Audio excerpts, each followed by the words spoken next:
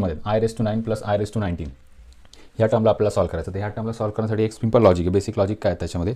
तर एखादा कोणता पण नंबर असेल तर आपल्याला माहिती आहे त्याचं पॉवर आय स्क्वेअरमध्ये काय येतं, आय स्क्वेअरमध्येची पॉवर येते -1.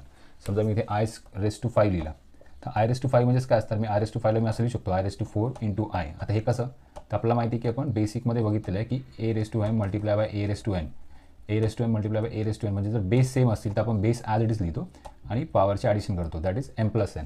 ठीक आहे. मग मी ह्या रूलनी काय केलं, रिव्हर्स केलं. मी आता इथे पॉवर 4 आहे, इथे पॉवर किती 1 आहे. मग या दोघांची जर ॲडिशन केली तर काय 4 + 1 दॅट इज 5. हे आपण त्याला लिहू शकतो. मग मी हे का लिहितो याचं रिझन आहे कारण की आपल्याकडे आय स्क्वेअरचा आन्सर आहे. आय स्क्वेअरचा आन्सर किती येतं, आय स्क्वेअरचा आन्सर येतं -1. ह्या सगळ्या टर्ममधून आपण -1 आय रेस टू -2 जर केलं तर आपला -1 करून तो इमॅजिनरी नंबर आपल्याला एका रिअल नंबरमध्ये कन्वर्ट करता येतो. तर बघा आता कसं आहे, आय रेस टू 9ला मी काय केलं, I raise to 8 into I. I raise to 8 into I म्हणजे 8 times I multiply by 1 I म्हणजे काय 9 times I, that is I